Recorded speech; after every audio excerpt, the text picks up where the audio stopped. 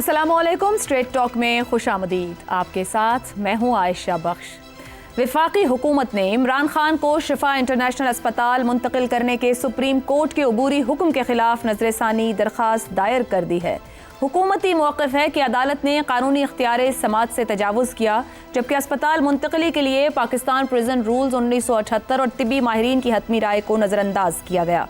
हुकूमत ने यह नुक्ता भी उठाया है कि अबूरी मरहले पर हतमी नौइयत का रिलीफ नहीं दिया जा सकता और मुताल्लिका फ़रीक़ैन को मुनासिब नोटिस भी नहीं जारी हुए।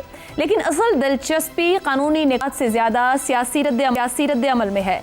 कल फैसला आया तो मुस्लिम लीग नून के कई अहम रहनुमाओं, जिनमें राना सनाउल्लाह, डॉक्टर तारिक फजल चौधरी और ख्वाजा साद रफीक शामिल हैं, ने फैसले का खैर मकदम किया, जबकि दूसरी तरफ सेनेटर नासिर भट्ट ने साजिश के खदशे का इजहार किया और ख्वाजा आसिफ ने पाकिस्तान तहरीक इंसाफ के रवैये पर सवाल उठाया।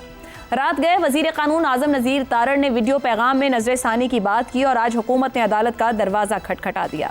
यही वो मरहला है जहां पर बहुत से हल्के ये सवाल करने लगे हैं कि अगर फैसला काबिल कबूल और मेरिट पर मबनी था तो नजरसानी दरख्वास्त की ज़रूरत क्यों पेश आई।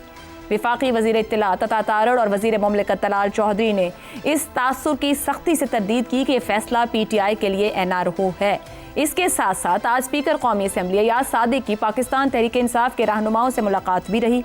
असद कैसर ने कहा कि स्पीकर से कहेंगे कि सुप्रीम कोर्ट का फैसला मिनो अन तस्लीम किया जाए, जबकि बैरिस्टर गौहर ने कहा कि हुकूमत की नजरसानी दरख्वास्त को अभी नंबर अलॉट नहीं हुआ। हुकूमत से कहूँगा सुप्रीम कोर्ट के फैसले पर अमल होने दें। जबकि स्पीकर अयाज सादिक ने पाकिस्तान तहरीक इंसाफ को फिर मुज़ाकरात की दावत दी है और ये भी कहा है कि अब तक आपकी कायमा कमेटियों से दिए गए इस्तीफे कबूल नहीं किए गए, आप वापस आकर बैठें। मगर अब की बार ये दिखाई दे रहा है कि जो गेंद है, जो बॉल है सियासी तौर पर, वो पाकिस्तान तहरीक इंसाफ नहीं, हुकूमत की कोर्ट में है। क्या अयाज सादिक अपनी पॉलिटिकल कैपेसिटी में अदालती फैसले पर मिनो अन अमल दरामद करवाने की पोजीशन में है? मगर ये सवाल भी साथ ही मौजूद है कि क्या हुकूमत को इस फैसले से सियासी परेशानी लाहक है? क्या नजरसानी दरख्वास्त इस बात का इशारा नहीं कि हुकूमत को ऐसे अदालती हुक्म की तवक्को नहीं थी? क्या यह मुमकिन है कि हुक्मरान जमात के मंजे हुए सियासी रहनुमा अपने माजी के तजर्बात की रोशनी में ये सोच कि ऐसे अदालती फैसले आगे चलकर बड़े सियासी रिलीफ की बुनियाद बन सकते हैं? वजह जो भी हो, एक बात वाज़ेह है, हुकूमत के फौरी रद्द अमल ने इस मामले को अब महज तिब्बी या कानूनी नहीं रहने दिया, बल्कि इसे एक अहम सियासी सवाल बना दिया है। और इसी सियासी सवाल में छुपे और बहुत से सवालों के जवाब प्रोग्राम के पहले हिस्से में तलाश करने की कोशिश करेंगे। पैनल में हमारे साथ हैं जैगम खान, रजा रूमी, आमिर अहमद खान और शहजाद चौधरी साहब। प्रोग्राम का सवाल आप सभी के लिए। बानी PTI को अस्पताल मुंतकिल करने का अदालती फैसला, हुकूमत ने दूसरे ही रोज अदालत का दरवाज़ा खटखटा दिया। नजरसानी दरख्वास्त दायर, महज कानूनी इक़दाम या कोई बड़ी सियासी तशवीश? शहजाद चौधरी साहब, गुज़श्ता 24 घंटे में जिस तेज़ी से पॉलिटिकल लैंडस्केप पर तब्दीलियां हो रही हैं, हुकूमती वज़रा ही फैसले की तहसीन भी कर रहे हैं, कहते हैं इसको NRO भी ना कहें, और साथ ही सियासी तशवीश का भी इजहार है। हुकूमत इस वक्त किस जगह पर खड़ी है? क्या वाकई कोई परेशानी है? ऐसा खदशा महसूस कर रहे हैं कि उनकी पॉलिटिकल स्पेस को कोई थ्रेट है? मेरा अपना ख्याल है कि ऐसा ही मामला है। लगता यूं है कि पॉलिटिकल स्पेस को थ्रेट हो या ना हो, लेकिन उनको बादी नज़र में तशवीश ज़रूर है इस चीज़ की। और इसका इजहार एकदम से, जो पहला रिएक्शन होता है जब ये फैसला आया, तो जो PMLN के जितने भी ज़्यादा या जो लोग बोले आके इसके ऊपर अपना इजहार किया, उनका ख्याल यही था कि यहाँ से PMLN के लिए ये कोई बहुत अच्छी खबर नहीं है। अब उसकी आया वो असल में कोई स्पेस क्रिएट होके किसी और के लिए जगह बनती है या नहीं बनती, इसके असरात क्या होते हैं, ये कहाँ पे जाके ख़त्म होगी बात, जिस तरीके से जो उनके दिमाग में चली है। लेकिन उनको ये शक और फिक्र ज़रूर पड़ गई कि शायद उनकी स्पेस कम होना शुरू हो गई। इसका फिर उसका रिएक्शन आया, और रिएक्शन क्या हो सकता था ऐसी सूरत में? कि आप ऐसा अमल करें जिससे ये लगे कि मुक़तदरा आज भी हमारे साथ खड़ी है, और उनके कहने के ऊपर, यानी अदालत ने अपने तय ये फैसला किया, सुप्रीम कोर्ट ने अपने जैसे कहते हैं कि सोच के हिसाब से, और उसके बाद उन्होंने जो फैसला दिया, तो फिर न सिर्फ ये कि हम लेके जा रहे हैं, बल्कि हमारे साथ वो भी खड़े हैं जो कि जिनकी बुनियाद पे हम यहाँ पे बैठे हैं, और इस वजह से हम ये लेके जा रहे हैं और फौरन लेके जा रहे हैं इस बात को।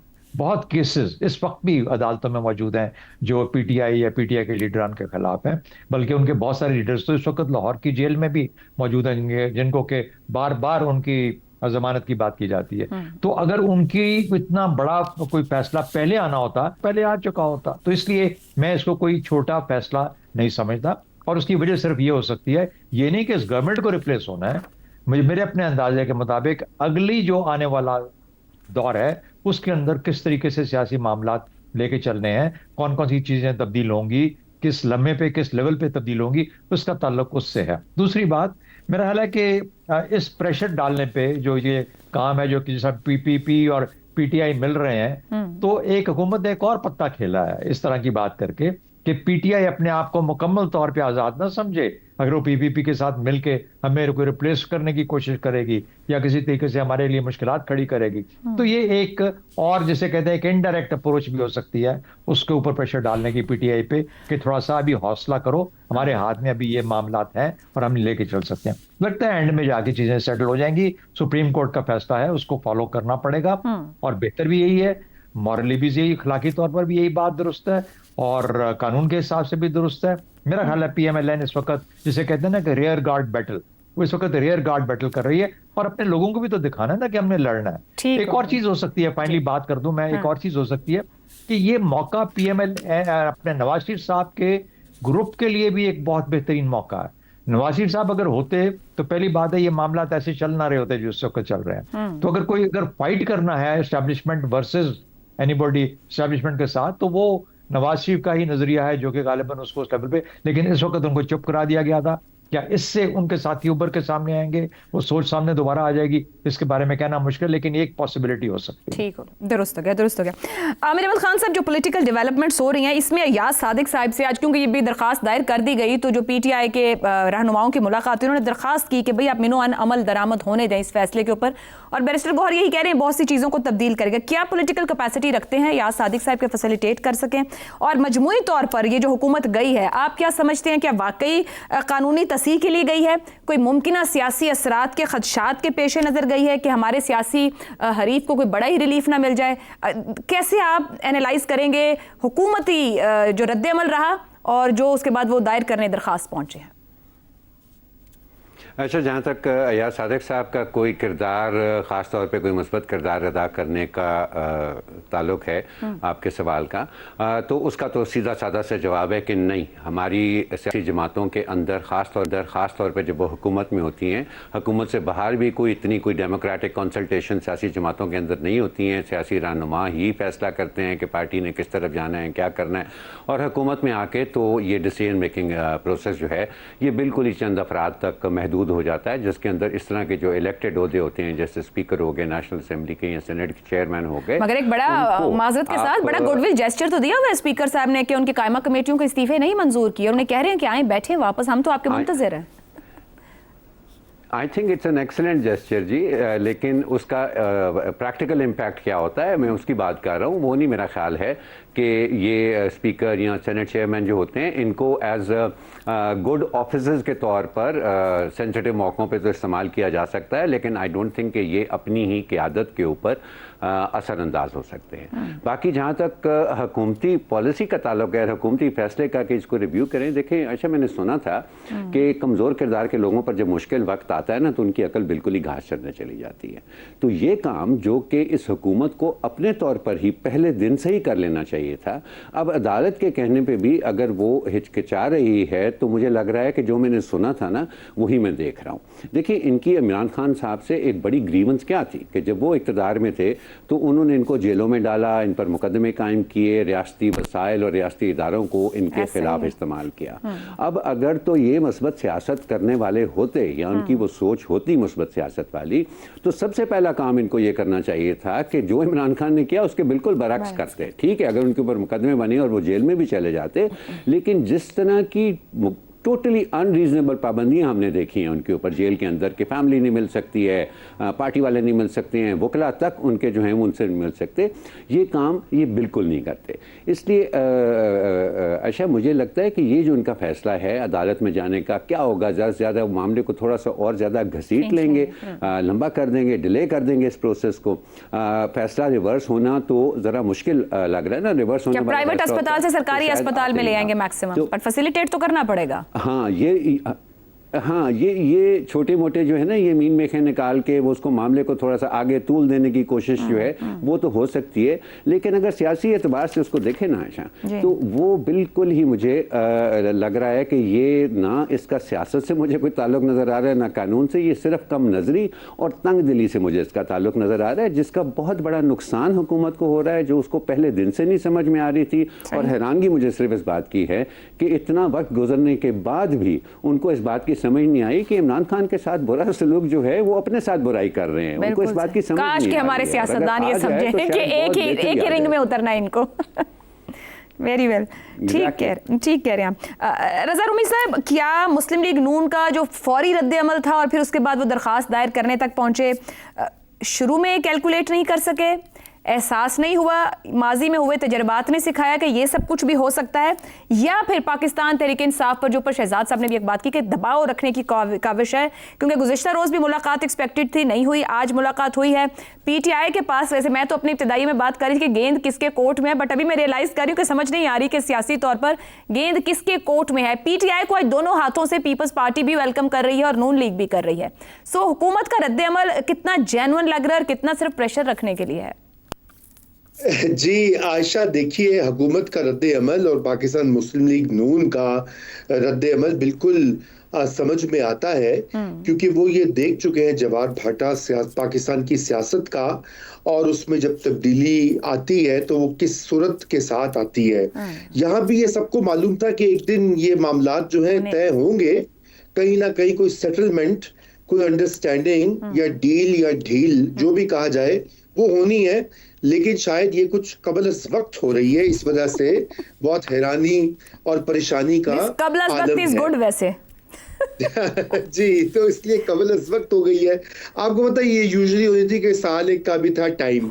तो पहली तो ये बात है कि आखिर ऐसा क्यों हुआ, आखिर यही सुप्रीम कोर्ट है, यही वही जजेस हैं जिनके ऊपर क्या बुरा भला कहा पाकिस्तान तहरीक इंसाफ ने, इसी कोर्ट को कितना रगेद रहे हैं वो और उनके जो सारे लीडर्स और उनके वर्कर्स, फिर यही इस्टेब्लिशमेंट है जिसको कितना बुरा भला कहती है पीटीआई, लेकिन इसी इस्टेब्लिशमेंट की होते हुए ये सब कुछ हो रहा है। और आगे भी देखिए, आगे देखिए होता है क्या।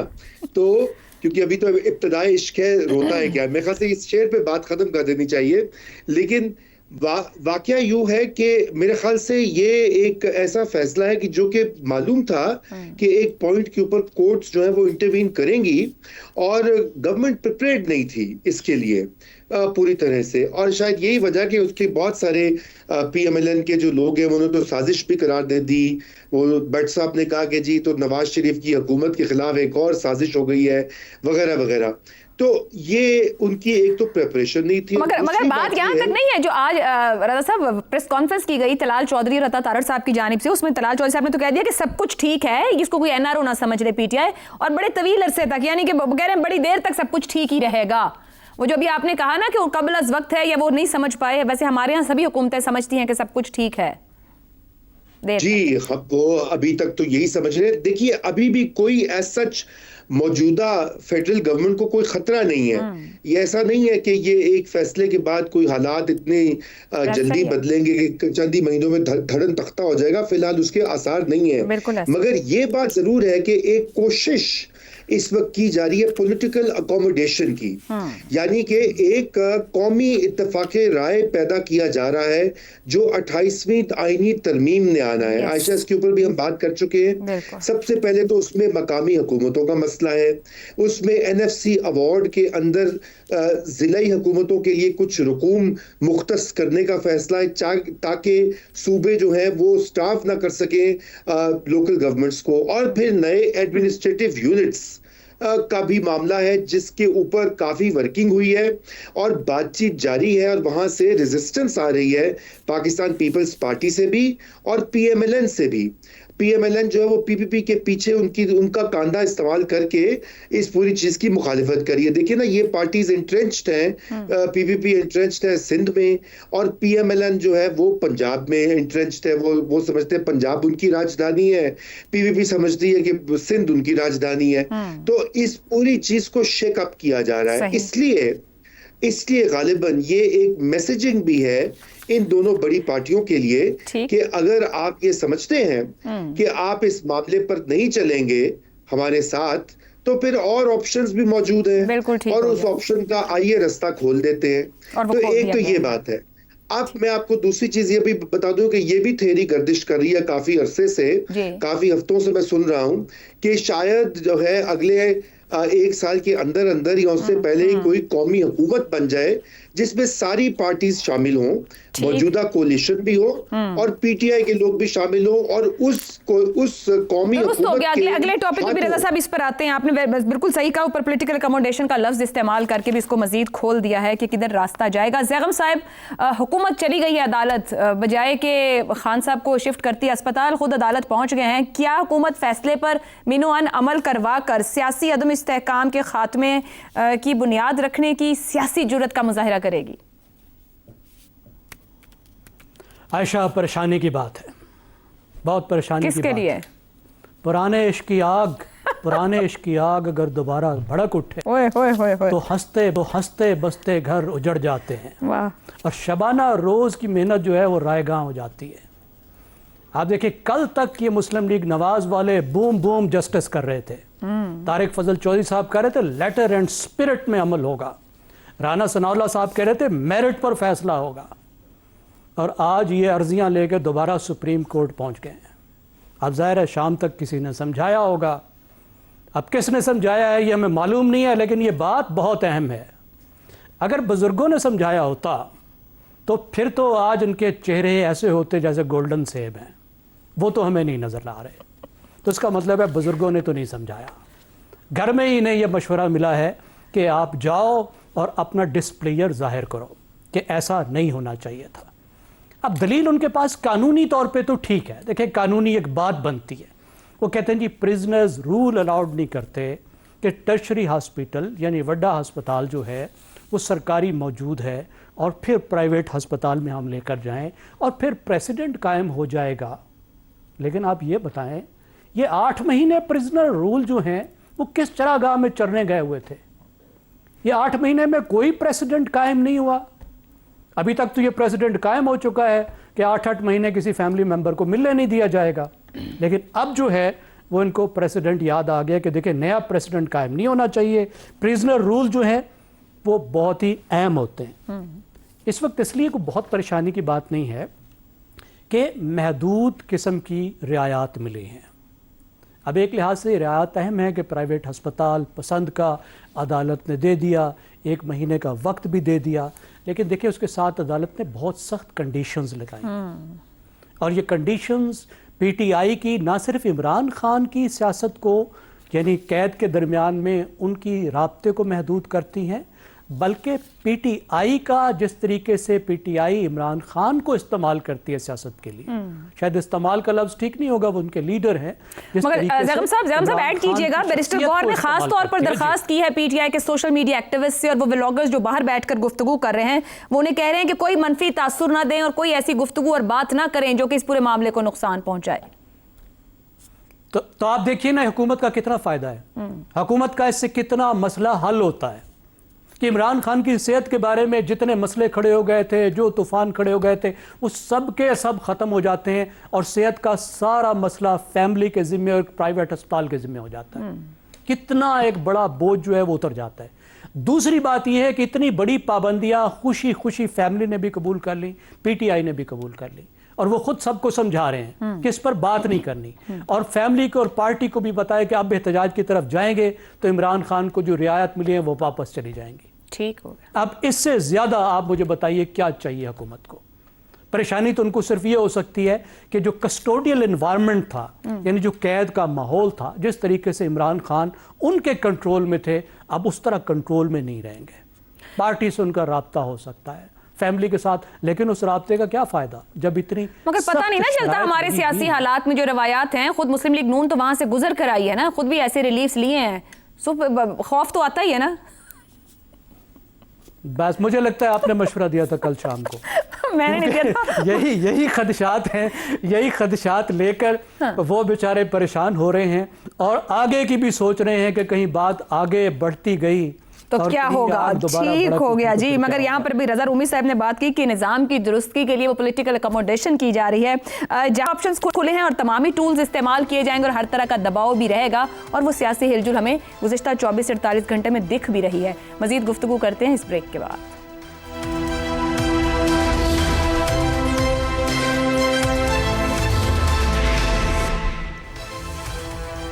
प्रोग्राम में एक बार फिर खुश आमदीद। अब से कुछ देर पहले पाकिस्तान पीपल्स पार्टी के चेयरमैन बिलावल भुट्टो जरदारी ने मीडिया से गुफ्तगू की है, और इस गुफ्तगू से पहले उनकी मुलाकात रही है ऑपोजिशन रहनुमाओं से। सेनेट में सेनेटर अलामा नासिर अब्बास और इसी तरीके से कौमी असम्बली में महमूद खान अचकजई साहब से उनकी मुलाकात रही है। पाकिस्तान तहरीक इंसाफ का वफ़द था, पाकिस्तान पीपल्स पार्टी का वफ़द था, और इसके बाद जो उन्होंने गुफ्तगू की है, बड़ा खुलकर पाकिस्तान पीपल्स पार्टी का मौक़िफ़ सामने रखा है कि वो आवाम की राय के साथ खड़ी है। जिन सूबों में करारदादें आई हैं वहाँ सूबों के मामले पर बढ़ना चाहिए, मगर वो सिंध में अपने सूबे की असम्बली की राय के साथ खड़े हैं। इस बात का बार बार शिकवा किया, ख़ास तौर पर आज़ाद कश्मीर के इंतखाब को लेकर कि जो मौजूदा हुकूमत है जिसके वो इत्तेहादी हैं उनके साथ उनका रवैया अच्छा नहीं रहा। उन्होंने बार बार ये सवाल सामने रखा कि क्या इत्तेहादियों के साथ ऐसा सलूक किया जाता है। ये भी कहा कि उनके कंसर्न्स, उनके ग्रीवेंसेस को एड्रेस नहीं किया गया, हुकूमत की तरफ से कोई राब्ता नहीं किया गया, पाकिस्तान पीपल्स पार्टी के साथ इंसाफ नहीं हो रहा है, और कह रहे हैं कि मुश्किल है इस तरीके से साथ बैठना जब तक सामने यानी कि जो हुकूमत है जिनके वो इत्तेहादी हैं उनकी बात को ना सुने, उनके मामलात को ना एड्रेस करें।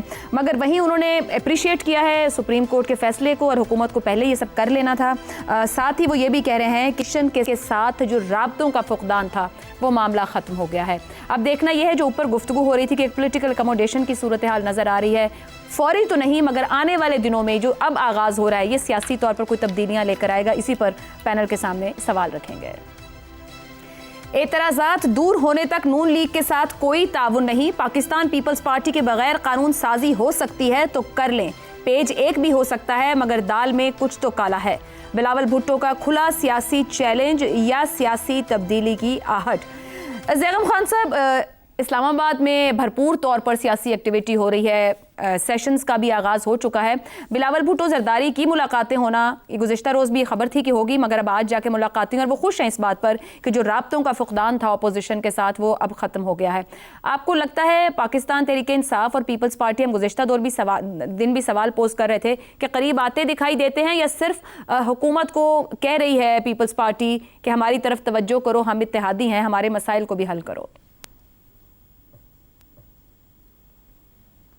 वो शहबाज क्या परवाज़ करेगा जो 19 साल पहले से 19 साल की उम्र से उड़ने की कोशिश कर रहा है, और आज 38 साल की उम्र में भी हमें पता नहीं है कि अब्बा दुम छोड़ेगा या नहीं छोड़ेगा। देखिए, बिलावल की नज़र अगले इलेक्शन पर है, 2.5 साल बाद, जो वो समझते हैं कि उनका इलेक्शन होगा, जिसमें वो समझते हैं कि वो सीरियस कंटेंडर हो सकते हैं पाकिस्तान के प्राइम मिनिस्टर बनने के लिए। और उसके लिए जो उनकी स्ट्रेटजी है कि हुकूमत से एक फासला दिखाया जाए, हुकूमत का वज़न उठाकर उस इलेक्शन में पीपल्स पार्टी ना जाए, वो ना जाएं, वो एक एंटी गवर्नमेंट पार्टी के तौर पर जाएं इलेक्शन में, और अपोजिशन के साथ हाथ मिला के जाएं। अब बाकी तो 1000 बहाने हैं जो बनाए जा सकते हैं कि क्यों नाराज़ हैं, किस वजह से नाराज़ हैं, ये गलत हो गया, वो गलत हो गया, वो बहाने तो बनते रहेंगे। अब इस वक्त तो लगता है कि जरदारी साहब उनको ज़्यादा मना नहीं कर रहे, लेकिन जो बाकी धमकियां वो दे रहे हैं कि कानून नहीं बनने देंगे, ये काम करेंगे तो फिर पता चलेगा। देखते हैं, बजट रोक कर वो दिखाते हैं, हुकूमत को गिरा देते हैं, कई कवानीन पास नहीं करते। अभी तो अब्बा जान ने कानून जिन पे साइन करना था, जिन अहम तरीन चीज़ों पे साइन करना था, उनको भी नहीं रोका है। लेकिन मुझे नहीं लगता कि उनके इन जेस्चर्स पर अपोजिशन ज़्यादा एतबार करेगी या पीटीआई उनको ज़्यादा करीब आने देगी, इसलिए कि वो यही डिमांड कर रही है और यही डिमांड करेगी कि ठीक है, आप एंटी गवर्नमेंट हैं, आप हमारे कैंप में हैं, तो फिर ज़रा हुकूमत की सपोर्ट बंद करें ना। हुकूमत तो इन्हीं की सपोर्ट की वजह से कायम है, तो हुकूमत की सपोर्ट आप छोड़ दें तो वो तो सवाल ही पैदा नहीं होता कि पीपल्स पार्टी आज खुद ठीक हुकूमत की सपोर्ट छोड़ देगी, इस सेटअप से निकल जाएगी जिसकी वो बेनिफिशियरी है। ठीक हो गया, ठीक इसलिए मुझे नहीं लगता कि ये चीज़ को बहुत कामयाब होगी, इसकी वजह से उन्हें पंजाब में को मकबूलियत मिलेगी। या वो अभी इतनी जल्दी में पीपल्स पार्टी का सही चेहरा बनेंगे? ठीक हो गया पीपल्स ज़ैन पार्टी का चेहरा अगले इलेक्शन तक जरदारी साहब ही रहेंगे। क्या बात है। रज़ा रूमी साहब, कानून साजियाँ तो कुछ रुकी हुई हुई हैं, जो इस वक्त हुकूमत में मुस्लिम लीग नून और पीपल्स पार्टी के जिस तरह का आपस में रिलेशनशिप चल रहा है उसमें कानून साजियाँ रुकी हुई हैं, और बिलावल भुट्टो आज की गुफ्तगू में चैलेंज भी कर रहे हैं हुकूमत को। तो क्या ये लहजा मुस्तकबिल की किसी नई सियासी सफबंदी का पेश खैमा है, या सिर्फ उतनी देर का है जितनी देर तक उनकी कोई बात सुनी नहीं जा रही, यानी कि कुछ लेन देन तक का ही मामला है? नहीं, ये लेन देन से आगे अब ये सर्वाइवल का मामला है। आयशा, हमने पहले भी इस पर बात की है। मसला ये है कि पाकिस्तान पीपल्स पार्टी किसी तरह से जो एनएफसी का फॉर्मूला है, क्योंकि वो आईनी अमेंडमेंट 18वीं तरमीम में लाने का वो बार बार क्रेडिट लेते हैं, और ये दुरुस्त बात भी है कि जरदारी साहब का उसमें बहुत बड़ा रोल था, वो उसके ऊपर कोई तब्दीली नहीं चाहती, नंबर एक। और दूसरी बात यह है कि जो नए एडमिनिस्ट्रेटिव यूनिट्स की बात की जा रही है, जिसमें कि कराची और अर्बन सिंध के जो एरियाज हैं उनका एक अलग यूनिट बनने की तजवीज़ है, वो पाकिस्तान पीपल्स पार्टी की सियासत के लिए और उनका जो होल्ड है सिंध में, उनका जो सिक्का चलता है, वो उसके लिए एक बहुत बड़ा खतरा है। और अगर वो ये बात मान लेते हैं तो फिर उनकी सियासत को मेरे ख्याल से तो उनको खैरबादी करना पड़ेगा, क्योंकि सिंधी जो नेशनलिस्ट हैं वो पाकिस्तान पीपल्स पार्टी को ब्लेम करेंगे कि उन्होंने सिंध का सौदा कर दिया वगैरह वगैरह, और वो आगे आ जाएंगे और पीपल्स पार्टी जो है वो एक फोर्स नहीं रहेगी। इसलिए ये इस वक्त एक बहुत बड़ी स्ट्रगल चल रही है, और यही बिलावल साहब की जो बातें हैं, जो उन्होंने कहा ही बयानात भी दिए हैं, ऑपोजिशन से मिलने का भी जो तरीका है, ये भी एक तरह से इसी चीज की तरफ निशानदेही क्या आप समझ रहे हैं कि पीपल्स पार्टी को ऑपोजिशन बेंचेस पर आप आने वाले दिनों में जाता, आने वाले हफ्तों में जाता देखेंगे? देखिए पाकिस्तान पीपल्स पार्टी के अंदर भी तो दो मुख्तलिफ आरा है ना। जो डोमिनेंट है फैसला साजी, वो तो जरदारी साहब के हाथ में है, और यकीनन वो नहीं, मैं देखता कि वो इस बात पे आसानी से मानेंगे। लेकिन ये कि पाकिस्तान पीपल्स पार्टी ने अगर सरवाइव करना है एज अ पॉलिटिकल फोर्स, तो उनको लोगों को दिखाना पड़ेगा कि हाँ, हमने लड़ाई की। जैसे आपको याद है कि कनाल्स जब का मसला हुआ था, तो वहां भी पीपीपी ने अल्टीमेटली उसकी मुखालफत कर दी थी, शुरू में खुद ही उसकी हिमायत करके एक मीटिंग में, बाद में फिर उसकी मुखालफत कर ली थी पब्लिक प्रेशर के तहत। तो आखिरी जो बात मैं इसमें ऐड करना चाहता हूं वो कुछ इस तरह से है कि आयशा, ये अब मामला जो है ये एक पाकिस्तान मुस्लिम लीग नून जो है वो तो कॉम्प्रोमाइज कर लेगी, सूबे हो, यूनिट्स हो, एनएफसी हो, पीपल्स पार्टी के साथ प्रॉब्लम है। और पीपल्स पार्टी अगर नहीं होती इस पूरी गेम में, तो फिर ये आईनी तरामीम जो है खटाई में पड़ सकती है। दुरुस्त हो गया जी। एक ब्रेक लेते हैं। पाकिस्तान पीपल्स पार्टी के जो खुला सियासी चैलेंज है, ये क्या रंग लाएगा? कुछ मजीद गुफ्तगू ब्रेक के बाद।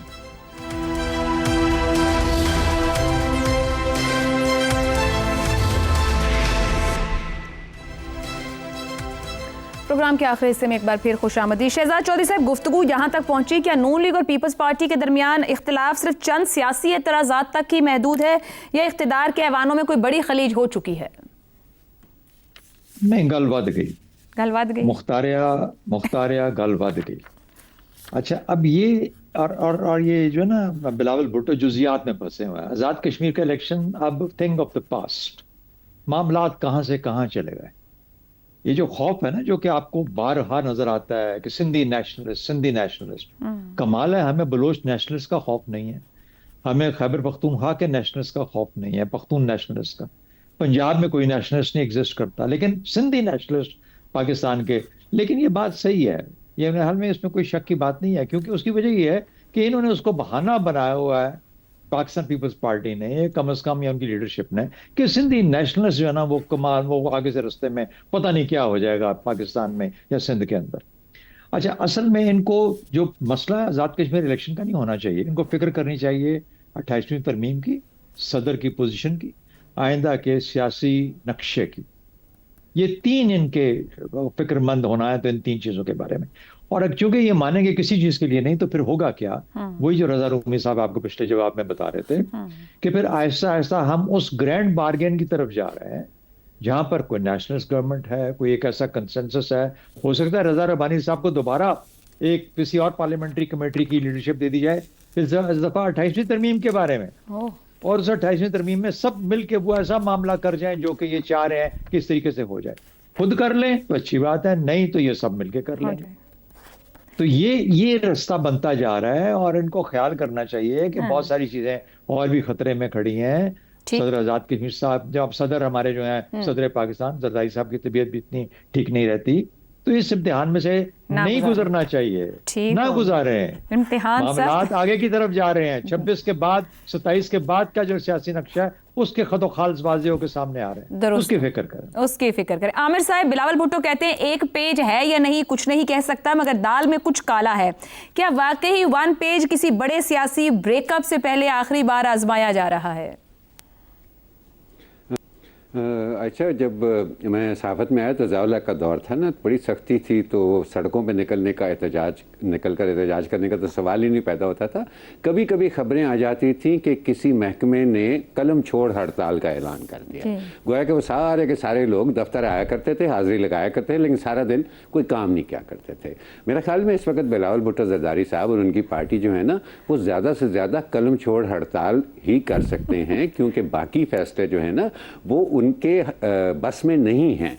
पीटीआई के साथ उन्होंने किस हद तक आगे जाना है और किस हद तक आगे जाया जा सकता है, ये फैसला उनके इख्तियार में नहीं है, ये पीटीआई का फैसला है। और जब मैं कहता हूँ कि ये पीटीआई का फैसला है तो वो इमरान खान का फैसला है। और वो जैसा कि हम बार बार इसी प्रोग्राम में जिक्र कर चुके हैं कि इमरान खान की एक यूनिक डिस्टिंक्शन ये है कि वो अपने दोनों पार्टियों से किसी किस्म की सियासी मुफाहमत इसलिए नहीं चाहते कि वो समझते हैं कि उनके वोट बैंक पर बड़ी काली ज़रूरत पड़ेगी किसी किस्म की सियासी मुफाहमत से, तो इसलिए इनके हाथ में कुछ बहुत ज़्यादा है नहीं है। इन्होंने जो मुलाकातें भी की हैं, अलामा नासिर हों या महमूद अचकज़ई, वो पीटीआई के लोग नहीं हैं। ठीक है, इमरान खान ने ज़बानी कलामी उनको इख्तियारात, बल्कि मैं इख्तियारात का लफ्ज़ भी नहीं इस्तेमाल करूँगा, उनको कोई मकाम दिया हुआ है, लेकिन हकीकी सियासत में हम सब जानते हैं कि उस मकाम का कोई ख़ास मतलब नहीं है। तो मेरा ख्याल है ये बात को बढ़ाने का बिल्कुल पहली सीढ़ी का जो पहला कदम है उसके ऊपर उन्होंने अपना पाँव रखा है। और अभी ये रास्ते बड़े पेचीदा भी हैं और बड़े मुश्किल भी हैं। देखें आगे चल के क्या होता है। फिलहाल मेरा नहीं ख्याल कि बिलावल साहब या पीपल्स पार्टी इस पोजीशन में है, इस सेटअप के अंदर, कि वो अपने ताकत पर, अपने बलबूते के ऊपर कोई मेजर चेंज किसी भी सिग्निफिकेंट डायरेक्शन में उसको फोर्स कर सके। तो बात यहाँ तक पहुंची जो शहजाद चौधरी किसी बड़े इम्तिहान की तरफ बेहतर है पीपल्स पार्टी ना जाए, और जो आमिर साहब कह रहे हैं कि इस सेटअप में, इस पोजीशन में नहीं है कि किसी बड़े मामले को अपने हिसाब से हल कर सकें। तवज्जो रखें 28वीं तरमीम पर, सदर की पोजीशन पर और आने वाले आइंदा के सियासी नक्शे पर, वहाँ अपनी जगह बनाए रखना ज़्यादा ज़रूरी है। प्रोग्राम से इतना ही, इजाज़त दीजिए, अल्लाह हाफ़िज़।